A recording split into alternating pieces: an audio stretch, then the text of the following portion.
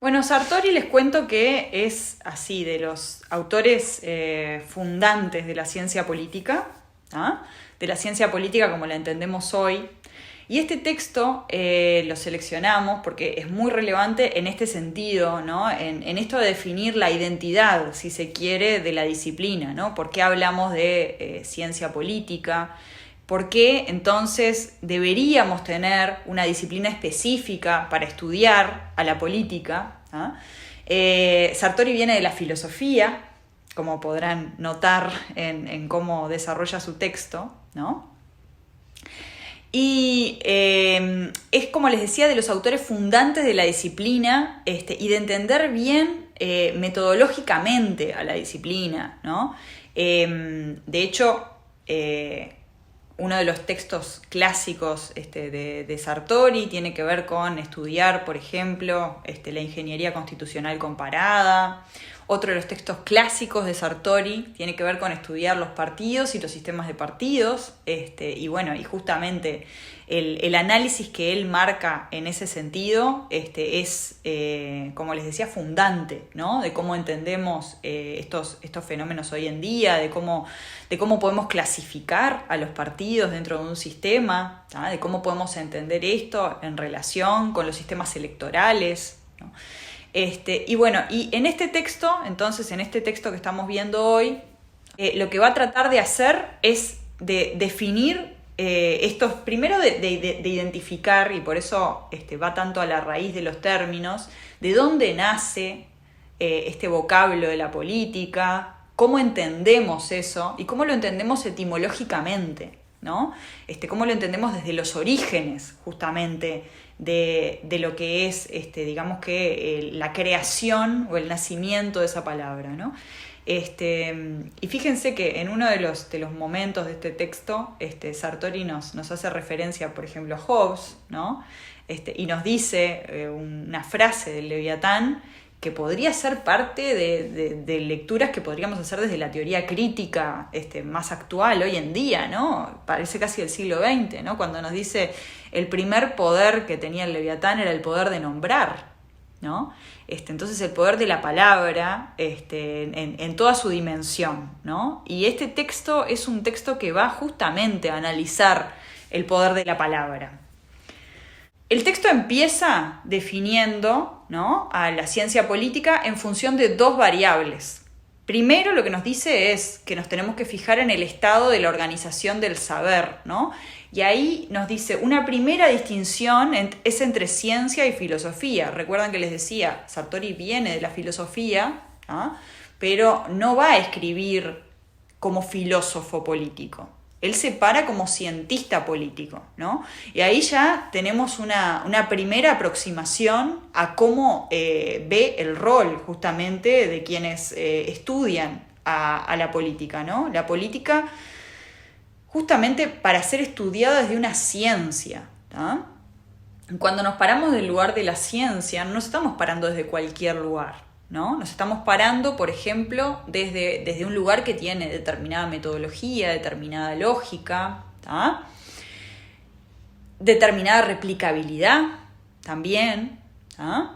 Y de hecho, este es un texto donde Sartori nos va a estar mostrando justamente este recorrido histórico, epistemológico, pero también nos va a estar mostrando un método, ¿no?, una forma de aproximarnos a nuestro objeto de estudio. Y van a ver que cuando hace determinados reconocimientos incluso sobre a quiénes tenemos que destacar en este recorrido sobre qué entendemos por política, a veces ese reconocimiento no es estrictamente en términos conceptuales, es también en términos metodológicos, en términos de cómo se aproximan al conocimiento sobre el objeto de estudio, ¿no? Entonces acá tenemos una primera diferenciación, digamos. Ciencia política y política no son lo mismo, claramente, ¿ah? La ciencia política es una forma que tenemos de aproximarnos al conocimiento sobre la política. La política es el objeto de estudio de la ciencia política, ¿ah? ¿Y por qué estamos diciendo que es una ciencia? Porque va a tener su forma particular de conocer, Va a tener su método particular, va a tener una forma que implica replicabilidad también, como ocurre con otras ciencias, ¿no? Estamos hablando obviamente de una ciencia que es una ciencia social, pero eso no quiere decir que no tengamos reglas, que no tengamos normas, ¿no? Que no sigamos un camino, un método. Fíjense cómo se llama el texto, lógica y método, en las ciencias sociales. Bien, entonces, al principio, sigo admitiendo gente, al principio entonces teníamos esta división primaria que tenemos que hacer entre ciencia y filosofía. ¿Por qué? Porque al principio ciencia y filosofía estaban unidas, no teníamos esta distinción. Sin embargo, con el correr del tiempo vamos a empezar a distinguir entre la forma de conocer de la filosofía y la forma de conocer de la ciencia. Son formas distintas. Y además, el grado de diferenciación estructural nos dice de los componentes humanos, ¿no? Y esto del grado de diferenciación estructural de los componentes humanos es algo que va a estar recorriendo todo el texto también. Esto de cómo distinguimos entre lo que es ético, de lo que es económico, de lo que es político, de lo que es social, ¿no? Porque vamos a tener momentos en los que en cómo se concebía la política, esto estaba unido, imbricado, ¿no? en una sola trama. Sin embargo, vamos a ir viendo con este recorrido histórico que nos hace Sartori por el término, que esto se va a ir diferenciando, ¿no? Vamos a ir diferenciando entre estas esferas. De hecho, cuando veamos lo que implica el descubrimiento de la política o de la voz política como tal, en el tiempo más moderno, vamos a ver que uno de sus elementos centrales es la diferenciación, ¿no? El poder diferenciar lo político de lo económico, de lo ético, de lo social. Entonces, esto es un elemento que va a estar presente en todo el texto, que es un texto que nos hace un recorrido justamente a través de la historia, pero no a través de la historia como algo meramente cronológico, ¿no? Como algo que tiene que ver solo con el tiempo que está pasando, sino con cómo va cambiando la forma de pensamiento y la forma de pensamiento predominante en una época y en otra. Y cómo esto entonces nos habla de cómo se entiende lo político en los diferentes contextos. No es lo mismo pensar en lo político hoy que pensar en lo político para la antigua Grecia, ¿no? Y esto capaz que nos parece, pero a ver, ¿y qué es la importancia de pensar estas cosas hoy? Y vamos a ver qué es importante, ¿no? Hoy en día nuestro sistema o nuestro régimen predominante, que es la democracia, se embebe mucho de lo que pasó en ese otro momento, ¿no? Filosóficamente, conceptualmente, ¿no? De que todas las personas tengamos igual, digamos que capacidad de incidir en las decisiones que se toman en nuestra comunidad política. Bueno, eso es una idea que nos viene de hace unos cuantos siglos atrás, ¿no? Que la rastreamos hasta la antigua Grecia, y que es una idea que se retoma en el siglo XX, pero que, costó mucho que se retomara esa idea, ¿no? Y que se planteara, digamos, como parte del escenario político. Ahora nos parece quizás que es una obviedad, ¿no? El pensar en la democracia, pero sin embargo es una característica particular de nuestro tiempo, la extensión que tiene la democracia, y la democracia hoy en día convive con otros regímenes que no son democráticos, convive con rupturas autoritarias, etcétera, ¿no? Entonces, pensar sobre estos temas es algo que se hace de forma permanente y que no está solo circunscrito al momento histórico en el que se generaron estas discusiones, ¿no? Son discusiones que nos llegan hasta hoy en día. Bueno, bien, entonces, retomando lo que les decía, esto del grado de diferenciación estructural de los componentes humanos es algo que va a estar presente durante todo el texto, y que podemos ir rastreando entonces las raíces históricas de cómo esto va variando en el planteo que nos hace Sartori, pero además los conceptos, si bien tienen una historización particular, también tenemos que verlos más allá de su momento histórico concreto. Empieza este recorrido histórico de Sartori por la noción de política en el pensamiento clásico. Y acá Sartori nos dice, bueno, primero nos empieza diciendo que estas distinciones, ¿no? Conceptuales que hacemos entre las diferentes esferas que yo les comentaba antes, ¿no? Si miramos el pensamiento clásico griego, no teníamos estas diferenciaciones. Esta diferenciación entre Estado, sociedad, ¿no? Que hoy en día también la tenemos como muy instaurada. Yo les comento, otro de los cursos del que estoy encargada es Estado, sociedad, políticas públicas, ¿no? Eso diferenciado así no estaba presente en el pensamiento griego, ¿no? Sociedad, Estado, todo estaba como mezclado, ¿no? Y de hecho no había forma de diferenciar lo político de lo social, ¿no? Entonces, lo que nos dice Sartori es que en este vivir político, en la politicidad, los griegos estaban viendo al aspecto total de la vida. Es la esencia de la vida de las personas, ¿no?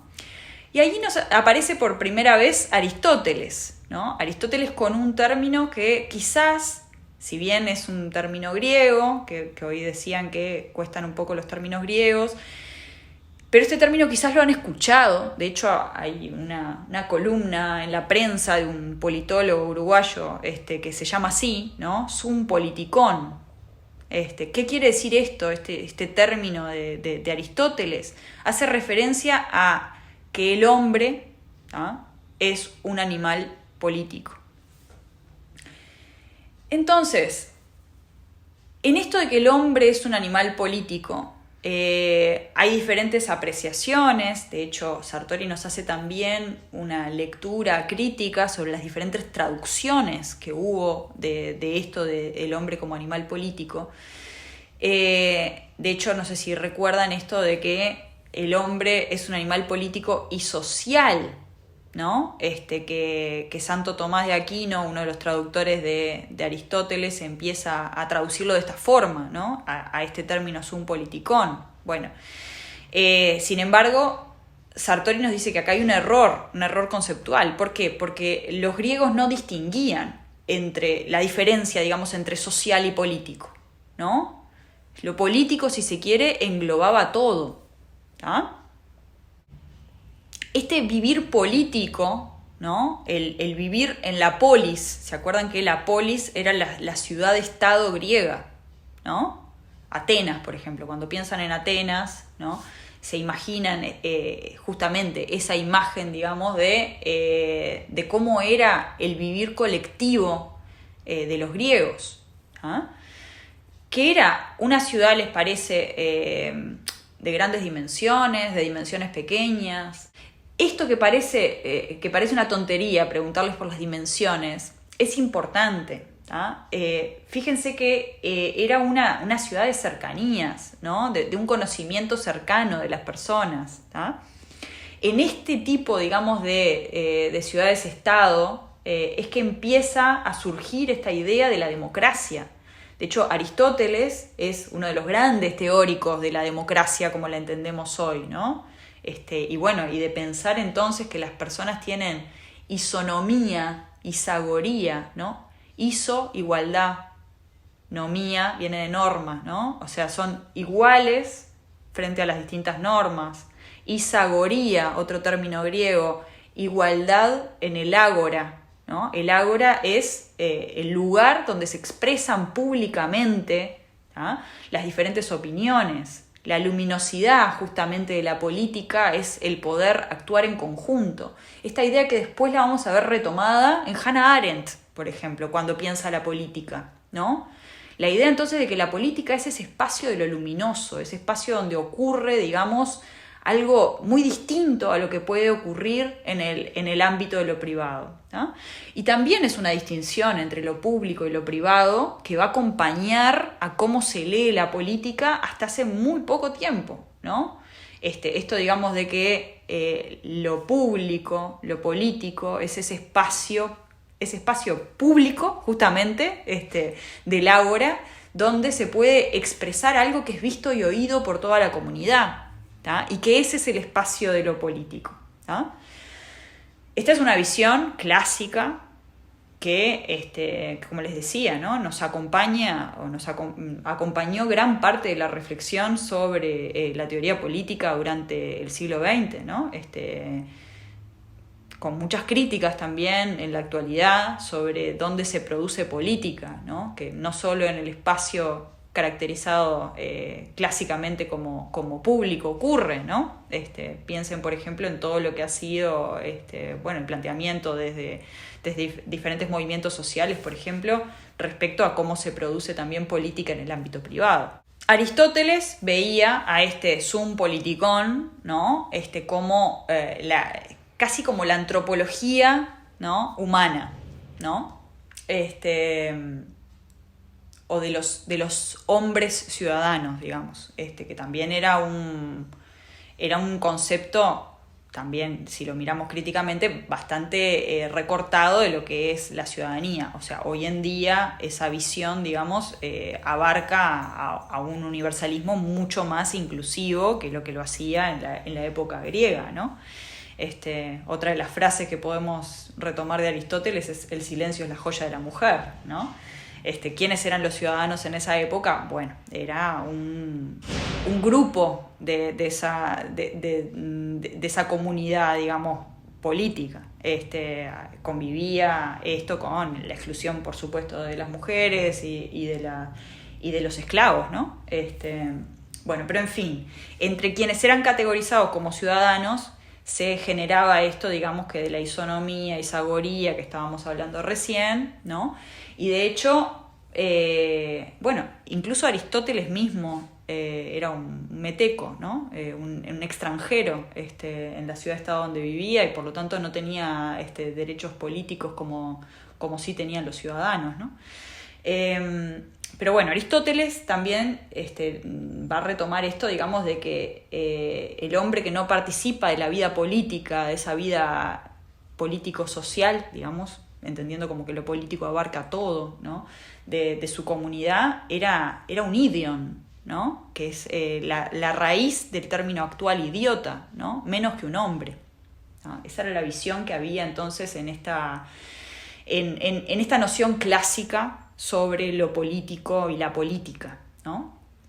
O sea que era una esfera de lo político que abarcaba todas las esferas de la vida social y que estaba, digamos, que por encima de todo lo demás, ¿no? Era lo que estructuraba justamente la vida en la polis. Piensen además lo que esto trae, el pensar a la política de esta forma, lo que esto trae, por ejemplo, en términos de cómo se elegían representantes, ¿no? Si yo pienso que dentro, digamos, de una comunidad de ciudadanos, ¿ah?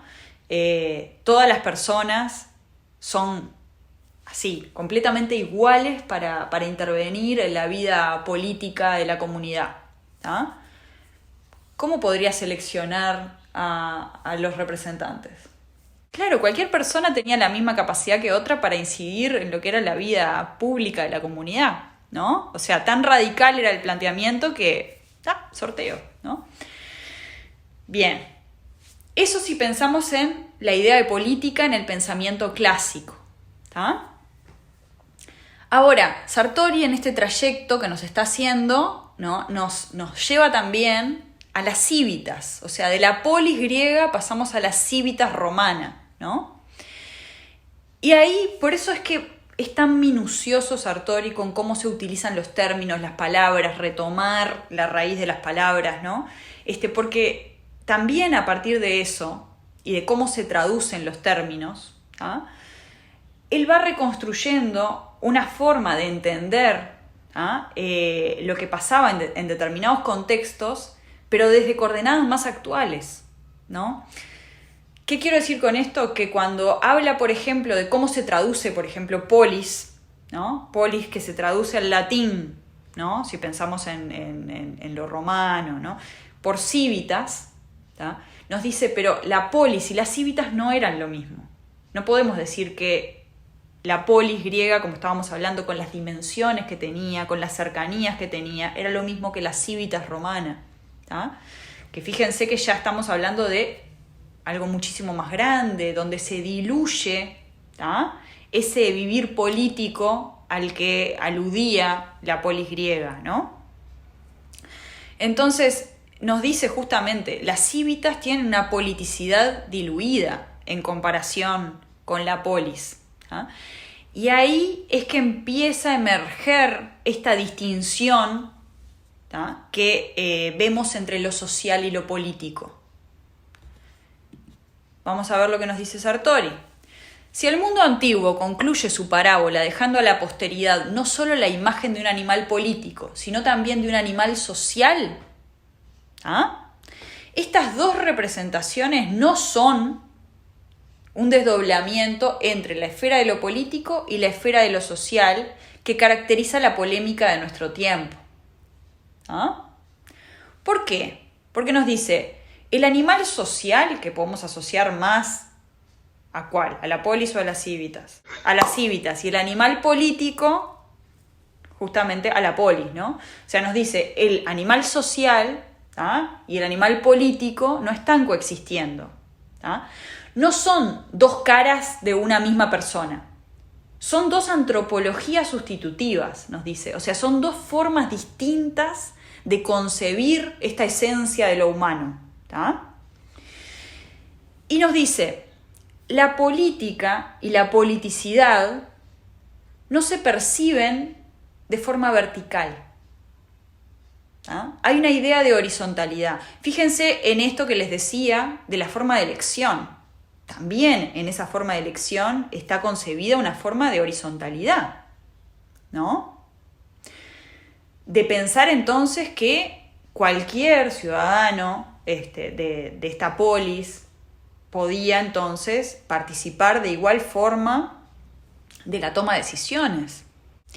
Entonces, ¿cuándo empezamos a ver este elemento, digamos, más vertical de la política? Porque si pensamos hoy en día en la política, enseguida nos surge esta estructuración vertical, ¿no? No esa idea más horizontal de que está distribuido, digamos, lo político entre todos los ciudadanos de forma igual, etcétera, y que todas las personas tenemos la misma capacidad de incidir. En alguna dimensión sí, pero lo dejo entre paréntesis porque lo vamos a ver más adelante, pero por lo general cuando pensamos en las instituciones, por ejemplo, más asociadas a lo que entendemos como el sistema político administrativo, pensamos inmediatamente en una estructuración jerárquica, ¿no? En una estructuración verticalista. Entonces, nos va a decir, este elemento más vertical de la política recién empieza a surgir en Maquiavelo, ¿no? Y por eso, si se fijan, una de las lecturas que les pusimos como previas, si es que quieren ampliar sobre esto, si no lo vieron aún, es justamente a Maquiavelo, ¿no? Nos dice, Maquiavelo es el primero, ¿tá? Es el primero que hace muchas cosas, ¿no? Si ustedes ven el texto de Sartori le hace muchísimos reconocimientos a Maquiavelo en este texto de la política, ¿no? Le hace muchos reconocimientos sobre cómo entendemos hoy en día a la política. Nos dice, por ejemplo, bueno, es el primero en usar el término Estado, como lo entendemos hoy. Es el primero en reconocer entonces este elemento vertical, pero no solo eso. Maquiavelo es el que descubre el elemento autónomo de la política, nos va a decir Sartori. Y vamos a ver qué quiere decir con eso. La política no se va a configurar en la especificidad y autonomía que tiene hasta la escritura del Príncipe por parte de Maquiavelo, ¿no?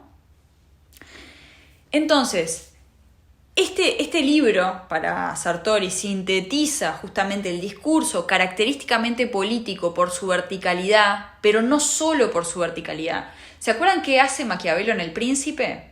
No está diciéndole al príncipe lo que tiene que hacer para ser amado, para buscar el beneficio de su pueblo, etcétera, ¿no? Esa visión quizás más edulcorada que podemos tener a través de un cuento de hadas, de lo que es la realeza, sino que le está diciendo, bueno, a ver, lo que tiene que hacer para conservar el poder, ¿no? Y lo que tiene que hacer, y por eso esta característica, digamos, de la autonomía, ¿no?, de la política, lo que tiene que hacer a nivel político puede tener diferentes consecuencias en el plano de la moral, por ejemplo, ¿no? O sea, si lo miráramos desde un punto de vista de la moral, sería reprobable lo que le está diciendo Maquiavelo a ese líder. Si lo consideráramos desde el punto de vista, digamos, de lo moral, diríamos malo, ¿no? O del terror, como decían también ustedes hoy. Para Sartori, justamente en esto de encontrar la autonomía de la política, Maquiavelo es fundamental. Es fundamental porque se vincula este pensamiento, digamos, de Maquiavelo no solo con la fase vertical, ¿no? El hablar justamente de que existe un príncipe, y pensar entonces en lo que ocurre con lo político, ¿no? En la Edad Media ya nos está marcando también un cambio bien importante de cómo se concibe lo político, ¿no? Pasamos desde esa idea clásica democrática, ¿no? del el hombre como sum politicón, como animal político, las decisiones que eran horizontalmente tomadas por la población, ¿no? Por la población ciudadana, ¿no? Recuerden que no todo el mundo era ciudadano, pero dentro de los ciudadanos sí había horizontalidad. Pasamos de eso a estructurar lo político y la toma de decisiones en base a una jerarquía fuertísima, ¿no? La de los monarcas, la del príncipe, como le está hablando Maquiavelo, ¿no? Donde la capacidad, digamos, de elección de esas autoridades no era popular, ¿no? Claramente. Entonces, pasamos justamente a esta estructuración vertical en este momento en el que está escribiendo Maquiavelo, ¿tá? Maquiavelo obviamente que escribe dentro de ese contexto, pero no es solo lo vertical, que aparece, digamos, explicitado de esta forma en relación al Estado, sino que además lo que aparece con Maquiavelo es esta idea de que la política es diferente, que si nos fijamos en las tesis que Sartori identifica frente a la autonomía de la política, estas 4 tesis que aparecen ahí: la política es diferente, la política es independiente de sí misma, la política es autosuficiente y la supremacía de la política. Esta, de que la política es diferente, es la más importante para Sartori. Y es acá, en esta de que la política es diferente, donde Maquiavelo hace su contribución específica, como lo estuvieron diciendo ustedes recién, ¿no? Entonces, justamente, con Maquiavelo diferenciamos a la política de la moral y de la religión. Ustedes mismos lo dijeron. Cuando Maquiavelo le habla al príncipe, le está diciendo qué es lo que tiene que hacer para fundar el Estado o para salvarlo, ¿no? Y en esto, entonces, Maquiavelo descubre la política para Sartori, ¿no? Descubre el campo específico de lo político, La política tiene sus propias leyes y tiene leyes que son distintas a las de la moral, criterios que son distintos a los de la ética y la moral, ¿no? Cosas que estaríamos reprobando dentro del plano de lo moral y de lo ético. Dentro de lo político es lo que se recomienda hacer. ¿Por qué? Porque tiene sus propias normas, sus propias leyes,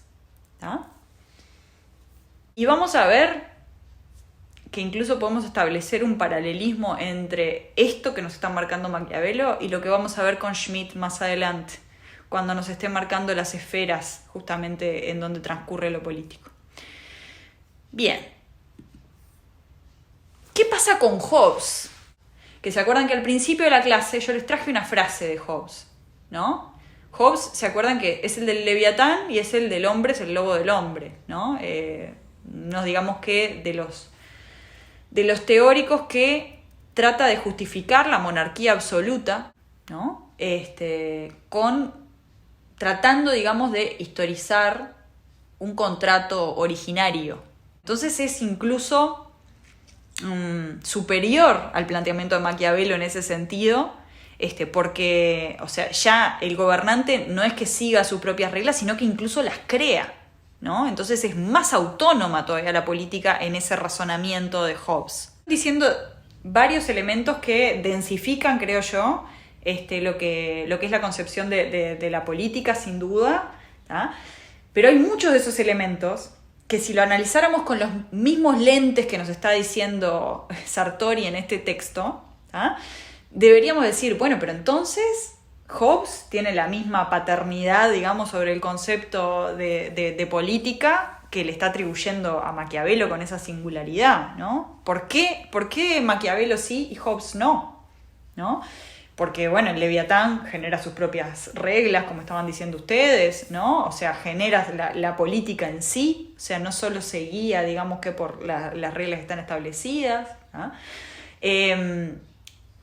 Hay además elementos en lo que ustedes estuvieron señalando que creo que podrían haber sido parte de la crítica que podría haber hecho Sartori en este sentido, ¿no? Si lo pensamos en cuanto a la diferenciación, la política es diferente, ¿no? Lo que ustedes traían con respecto a lo religioso y a cómo eso está imbricado también en esta conceptualización que hace Hobbes. La crítica que hace Sartori, y por eso el resaltar a Maquiavelo por sobre Hobbes, tiene más que ver con el pensar entonces que existe una diferencia de método en cómo se llega a producir conocimiento. Por eso es que dice, bueno, pero Hobbes viene de la matemática, de la geometría. Dice, bueno, pero en definitiva el modelo que nos ofrece Hobbes es el modelo de la deducción, ¿no? Entonces, en eso se distancia con Maquiavelo, en la forma de conocer, en que frente a estos modelos que podemos tener, ¿no? Donde en el modelo de la deducción partimos de una teoría, y vamos a partir de esa teoría generando hipótesis, ¿no? Observando en la realidad, digamos, esas hipótesis cómo funcionan, ¿no? A través de recoger datos. Bueno, el modelo inductivo, partimos de la observación de la realidad, generamos nuestros modelos de interpretación, y empezamos a generalizar o a tratar de generar conceptos más abarcativos de eso, que nos lleven a una teoría, pero partiendo de la base de la observación empírica, no al revés, ¿no? Entonces la crítica que le hace Sartori a Hobbes termina siendo metodológica, termina siendo, bueno, pero la forma de conocer es deductiva, y eso lo hace, digamos que, menos padre del concepto que Maquiavelo para Sartori, ¿no? Es una crítica bastante cuestionable, en mi opinión, pero bueno, se las traigo porque nos habla justamente de este espíritu que tiene este texto y este autor, de ver no solo, digamos, que la historicidad del concepto, sino cómo llegamos a los diferentes conceptos. También eso está mirando Sartori, y lo está mirando con mucho detalle, ¿no? A tal punto que nos hace esta distinción que no tiene que ver tanto con lo conceptual en sí, sino con la forma de llegar a esos conceptos. En esto que estamos este viaje que estamos emprendiendo por lo conceptual, ¿no? Y por esto, ¿se acuerdan de aquella primera diapositiva donde veíamos la diferenciación de las esferas? Y se acuerdan que ahí decíamos, bueno, esta imbricación que había en la visión clásica, tanto en Grecia como en la visión más latina, ¿no? Sobre lo político y lo social, ¿no? Y cómo esta visión de que lo social empezó a pesar más que lo político. No se estaba hablando de una diferenciación entre lo social y lo político, sino de dos antropologías sustitutivas. ¿Se acuerdan de todo eso en la visión clásica? Cuando llegamos entonces al tiempo más actual, más moderno si se quiere, vemos que la sociedad es descubierta como tal. Antes hablamos de el descubrimiento de la autonomía de la política, de que la política es diferente a, y con Maquiavelo la diferenciábamos de la religión, de lo ético, de lo moral, pero ahora tenemos que diferenciar, nos dice Sartori, o dar el paso más difícil de diferenciar estado de sociedad, y por eso nos dice, bueno, esta sociedad no es el demos, ¿no? El pueblo en términos griegos, no es el populus romano. O sea, no tenemos acá, en estas visiones, esta idea de que la sociedad es algo autónomo de lo político, ¿tá? Recién en los contractualistas, ¿no? Con Locke, vamos a empezar a tener una primera formulación de la idea de sociedad, ¿tá? ¿Se acuerdan y acá también nos deja por afuera a Hobbes, que es uno de los primeros contractualistas, ¿no? Recuerden que en esto que ustedes traían, por ejemplo, de cómo se pensaba el fundamento o la legitimidad, digamos, del poder en el absolutismo, él decía originariamente hubo un pacto, ¿no? La naturaleza, el hombre es el lobo del hombre, entonces justamente para generar un orden, ¿no? Tuvo que generarse un pacto, ¿no? Y en ese sentido entonces se eligió, en ese momento originario, se eligió a quien luego sería el gobernante absoluto para generar justamente seguridad, ¿no? Entonces ese contrato lo que hace es entregar libertad en función de tener seguridad, ¿tá? O sea que también tenemos una visión ahí contractualista de cómo entendemos el poder. Sin embargo, Sartori le va a atribuir este descubrimiento, digamos, de lo social y de la sociedad como tal a los contractualistas más venidos hacia acá, ¿no? Más pensando en el siglo XVII, ¿tá? Y particularmente esta noción de sociedad, como la entendemos hoy, va a estar más vinculada a también el descubrimiento, digamos, de la esfera de lo económico con los economistas clásicos. ¿Ah? Entonces, nos dice, bueno, la ciencia económica clásica de vuelta, ¿no? Estamos pensando acá en Adam Smith, en David Ricardo, ¿no? Estamos pensando entonces en estas ideas. ¿Se acuerdan de lo que decía Adam Smith con respecto a cómo se organizaba la economía de una sociedad en el liberalismo clásico, ¿no? Entonces, bueno, justamente la idea acá, si lo pensamos en términos filosóficos, es la idea de la libertad en sentido negativo, ¿no? Esto de negativo o positivo no quiere decir una connotación valorativa, ¿tá? Sino que es justamente en términos filosóficos que lo estamos diciendo, ¿no? La libertad del liberalismo, de este tipo de liberalismo, es una libertad en sentido negativo. ¿Por qué? Porque tanto más libre soy, en tanto menos intervenga el Estado. ¿Ah? Por eso libertad en el sentido negativo. ¿Ah? Entonces, tenemos leyes del mercado, leyes que no están escritas, leyes que no son leyes jurídicas, ¿no? Pero que se generan espontáneamente, ¿no? Hay un funcionamiento propio del mercado, y esto asociado, por supuesto, a lo económico, pero también a lo social. ¿Ah?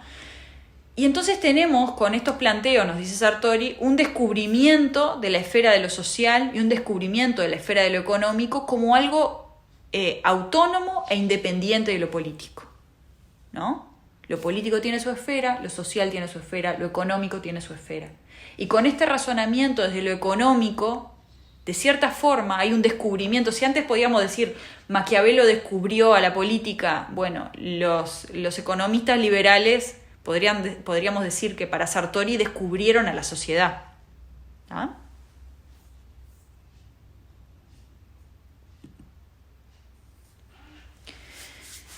Y acá llegamos a esta diapositiva que les mostraba al principio, ¿se acuerdan? La identidad de la política. ¿Ah? Nos dice Sartori, no tenemos que preguntarnos cómo diferenciamos el comportamiento del sum politikon, ¿no? Del animal político, del social y económico, ¿tá? Sino cómo se organizan las colectividades humanas en los diferentes momentos, bajo estos diferentes conceptos. ¿Tá? ¿En qué diferenciamos el sistema político, el sistema social, del sistema económico? ¿Tá? Y ahí es interesante porque este texto se mete en una serie de discusiones que se daban en la ciencia política. ¿Ah? Es un texto que es posterior a otros autores que vamos a ver después. ¿Ah? O sea, no es de los primeros textos que fundan a la disciplina, pero sí es digamos que de los que están imbricados, digamos, en estas primeras discusiones. ¿Tá? En estos primeros textos sobre la ciencia política y lo político, la política, se trataba de definir muy bien, bueno, cuál era la esencia de la política, ¿no? Y en ese sentido, entonces, esos primeros textos, les estoy hablando de los años 40, ¿no? Cuando se empieza como a tratar de diferenciar esto, se hacía referencia muchas veces al poder, ¿no? A la coerción. Por eso bastan esos conceptos, o sea, cuando estamos hablando de poder o de coerción, estamos delimitando la esfera de lo político. ¿Ah? Y Sartori ahí se lo pregunta, nos lo trae a nosotros y a nosotras hoy, ¿no? Y de hecho van a ver que hay algunos elementos que quizás que parecen ahora como más borrosos del texto, que después más adelante cuando vayamos avanzando en los diferentes módulos, van a ver, a esto se refería Sartori, ¿no? Porque hay determinados autores que van a estar muy alineados con esta postura, digamos, de pensar a la ciencia política como la ciencia que estudia el poder, ¿tá? O que estudia los mecanismos de coerción específicos, ¿no? Sartori va a complejizar esta visión. Y vamos a ver entonces cómo redefine el término.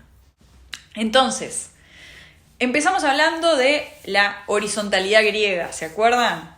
Después pasamos a la concepción esta más de verticalidad latina, ¿tá? Que más que ser una característica, digamos, de las Civitas romanas, fue una relectura que se hizo de las Civitas desde los traductores, como por ejemplo Santo Tomás de Aquino, ¿no? Y vamos a ver en el siglo XIX, ¿tá? Ya una inversión, digamos, de esta perspectiva, ¿tá? Cuando empecemos a ver, en el siglo XIX, si lo pensamos, por ejemplo, con otros autores que también vamos a ver más adelante, si pensamos cómo se empieza a pensar la ciudadanía en el siglo XIX, ahí tenemos un autor que se llama Marshall, que nos va a decir, bueno, en esta época justamente es que podemos hablar del carácter político de la ciudadanía, ¿no? Donde justamente grandes porciones, digamos, del electorado empiezan a entrar en la toma de decisiones, ¿no? Eso es un proceso que se da a partir del siglo XIX. Pero sin duda, que va a ser el siglo XX el que va a ver la expansión justamente en las modernas democracias occidentales de la toma de decisiones como tal y del ingreso ahí sí masivo e inclusivo de la ciudadanía como tal, como la entendemos hoy, ¿no? A esta toma de decisiones, a digamos que el considerar que tenemos derecho a votar y a ser votados, ¿no? Esto es un fenómeno asociado al siglo XX y les diría hasta entrado el siglo XX, ¿no? Piensen que en el siglo XIX todavía convivíamos con formas de democracia que se autodefinían como tales, pero que sin embargo excluían a personas por cuestiones que tenían que ver con su patrimonio, por cuestiones que tenían que ver convivía con la esclavitud, ¿no? Convivían con la exclusión sistemática de las mujeres, ¿no? Piensen que los movimientos sufragistas que reclamaron el voto de las mujeres empiezan a tener sus conquistas más importantes ya entrado el siglo XX, ¿no? Entonces tenemos una democratización muy grande en el siglo XX. ¿Ah? Esto es algo único en la historia, en cómo entendemos entonces el concepto de lo político. ¿Por qué? Porque nos va a decir Sartori, estamos hablando de un término que ahora es ubicuo, ¿no? Esto de la ubicuidad, ¿qué quiere decir? Con el concepto de ubicuidad, entonces nos está diciendo Sartori, por primera vez en la historia, en cómo entendemos lo político y cómo entendemos la política, ¿ah? Podemos decir que la política está tanto en lo vertical como en lo horizontal. ¿Ah? ¿Por qué? Porque ¿se perdió el elemento jerárquico de la política hoy en día? No, claramente no. Sin embargo, ¿cómo elegimos a esas personas que están al frente de ese sistema político administrativo? Y eso es un elemento clave de la democratización, ¿tá? de nuestro tiempo. Entonces, convive esta forma, digamos, de elegir, por ejemplo, a nuestros representantes, a nuestras representantes de una forma horizontal, con una toma de decisiones del día a día que es de carácter vertical, con una organización de la política en este sentido que es de carácter vertical. O sea, el Estado como tal, o quienes están al frente, digamos, de las organizaciones del Estado, siguen tomando estas decisiones que son de carácter potestativo, ¿no? Coercitivo, si se quiere. O sea, obviamente no podemos sustraernos como individuos de las decisiones que se toman por parte de las autoridades de nuestro país.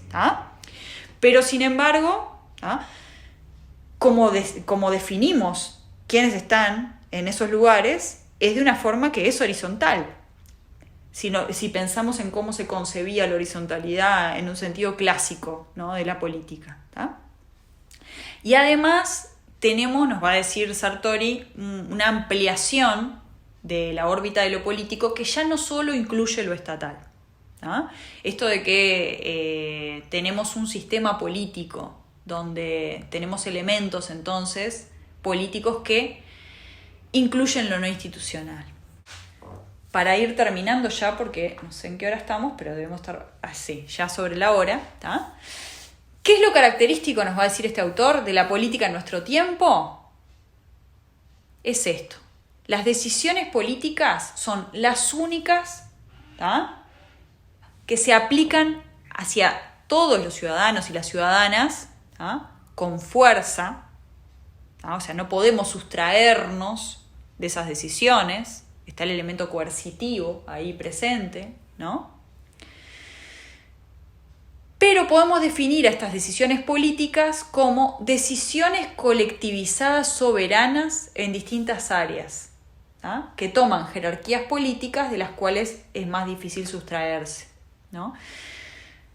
¿Vieron cómo en esta definición está presente todo lo que estuvimos viendo hasta ahora? Para llegar a esta definición tenemos que entender todo lo anterior. ¿Por qué? Porque nos está diciendo, bueno, estas decisiones políticas son decisiones colectivizadas soberanas. ¿Qué quiere decir esto? Que participó el colectivo justamente en elegir, por ejemplo, a quienes toman esas decisiones. Esas decisiones las toman jerarquías políticas. Ahí tenemos el elemento vertical. Antes teníamos el elemento horizontal. Y nos es difícil sustraernos, ¿por qué? Porque se aplican justamente en un determinado territorio con coercitividad. No podemos sustraernos de esas decisiones. Entonces, acá vemos la ubicuidad, ¿no? El carácter horizontal y vertical al mismo tiempo.